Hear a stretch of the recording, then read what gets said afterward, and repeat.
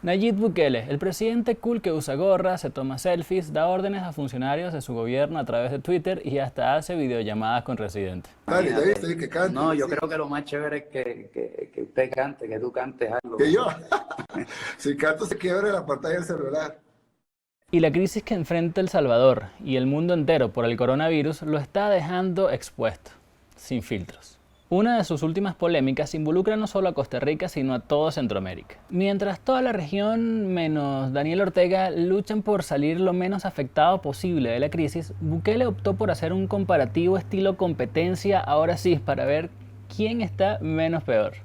Costa Rica nos daría la falsa impresión de que han aplanado la curva, pero realmente solo han bajado la cantidad de pruebas. Si nosotros medimos la cantidad de pruebas que hacían al principio con la cantidad de pruebas que están haciendo ahora, que están haciendo números incluso más bajos que los de Honduras, teniendo capacidad de hacer 15, 20 veces más de las que están haciendo, pues evidentemente Costa Rica lo único que está haciendo es haciendo menos pruebas. Para ganar la competencia, Bukele tenía que derrotar al que más ruido estaba generando, en este caso Costa Rica. Costa Rica, uno de los países que oficialmente registra menos muertes por coronavirus en todo el mundo. Con poco más de 700 casos hasta el final de abril, 6 personas habían perdido la vida por el virus en ese país. Eso lo convierte en uno de los países de la región con menos muertes registradas. Por eso su ataque fue directo. Dijo que Costa Rica hace menos pruebas para dar la falsa impresión de bajar la curva.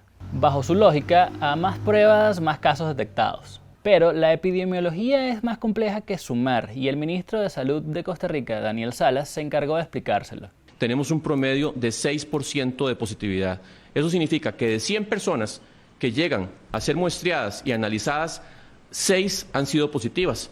Si ese porcentaje, si esa cantidad fuera mucho más cercana, por ejemplo, a un 20, a un 30, a un 50%, pues nos diría entonces que hay mucho más circulación del virus. Entre más circulación tengamos de un virus, obviamente va a haber más casos graves y más casos en unidades de cuidados intensivos. Ese impacto en los servicios de salud nos dice muy claramente que en este momento en Costa Rica no hay circulación comunitaria, circulación amplificada. El gobierno de Costa Rica le reclamó a Bukele por su comentario, pero a él ni le importó. Y es que tiene mayores problemas en Twitter y claro, en su país, El Salvador. Estas son algunas de las polémicas que lo tienen a él en los medios internacionales en estos días. La cuarentena. Las medidas para contener el coronavirus en El Salvador son las más fuertes en toda la región y Bukele tiene el ejército en las calles para hacerlas cumplir. Se endurece el confinamiento en El Salvador. Mientras varios países de América Latina han empezado a relajar gradualmente las medidas de aislamiento social a causa de la pandemia del COVID-19, los salvadoreños tendrán que quedarse prácticamente recluidos en sus casas. Quienes no cumplan podrían terminar en un centro de cuarentena, como le ha tocado a unas 4.000 personas. Medida que ha generado fuertes críticas tanto nacionales como internacionales por el hacinamiento y los abusos al interior de estos recintos. Los que no cumplen con las llamadas medidas de cuarentena domiciliar se exponen a ser llevados a centros de detención hasta por 30 días. Y ojo, la Corte Suprema de El Salvador dijo que las detenciones arbitrarias eran ilegales, pero a Bukele esto tampoco le importó. Estas detenciones han sido tan polémicas que incluso Michelle Bachelet, la alta comisionada de los derechos humanos para la ONU, pidió a las autoridades de El Salvador investigar supuestas violaciones a los derechos humanos. Pero los estados de emergencia que algunos gobiernos están implementando no deberían usarse como un arma para aplastar el disenso, controlar a la población o perpetuarse en el poder. En los que parece que algunos gobiernos han usado la COVID-19 como una excusa para cometer violaciones a los derechos humanos, para restringir libertades fundamentales y el espacio cívico y para socavar el Estado de Derecho. Otra polémica por la que está generándose hashtags, atención y críticas a nivel mundial es su estrategia para combatir a las pandillas, a las maras. Imágenes inéditas, miembros de distintas pandillas juntos en una misma celda.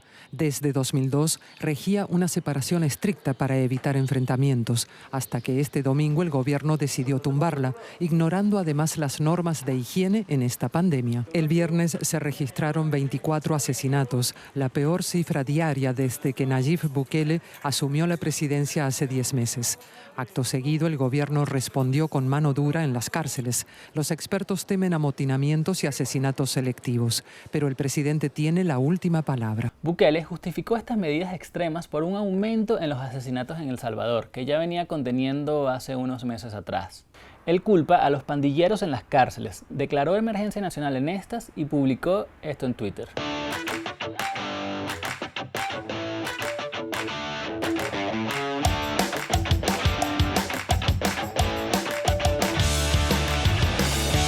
Estas medidas no solamente están siendo criticadas por ONG de derechos humanos, sino también por expertos en seguridad que advierten que puede ser una bomba de tiempo que puede estallar con mucho más violencia.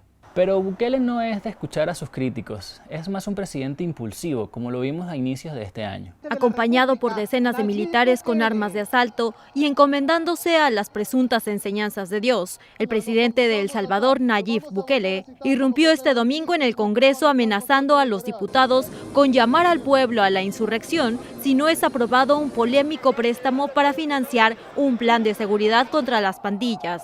Nayib Bukele sigue teniendo altos niveles de aprobación en El Salvador e incluso tiene bastantes seguidores afuera. Pero las violaciones a la institucionalidad y a los derechos humanos preocupan a toda la región, que históricamente ha sido vulnerable a dictaduras, corrupción y figuras mesiánicas que lo que han traído es mucho más violencia y pobreza. Como centroamericanos no hay que unirse para competir como lo hizo Bukele con sus gráficas, sino para enfrentar esta crisis juntos. Y por qué no, si nos ponemos de acuerdo, unámonos también para condenar a quienes quieran violentarnos.